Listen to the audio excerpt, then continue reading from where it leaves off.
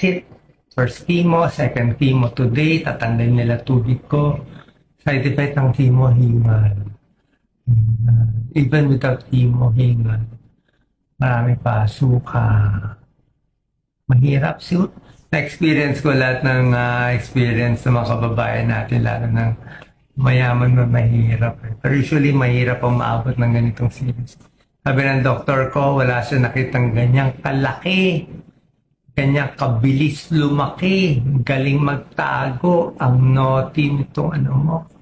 Sarcoma. Marami ko. Gagaling ba ako? Hindi. I don't know. Yun. Hindi to biro. Mahal ko talaga yung tao. Pambayan natin. Hindi ko pwede sabihin dati. Mukha akong tanga. Sasabihin ko. Pero ngayon may sarcoma na ako. Pwede ko na sabihin. Kung followers kong mag-iiyak ko masyado. Sana mag-ayos-ayos sa pamilya, love, forgiveness, compassion, and huwag magalit. Ayusin ang sarili.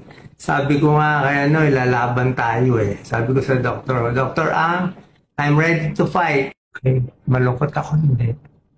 Swerte nga ako, may asawa ako nagbabantay.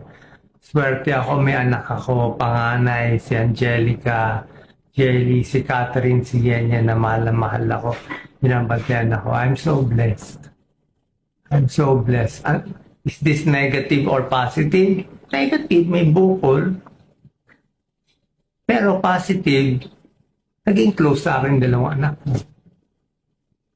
Na dati may barrier kami. Pamilya ko naging close.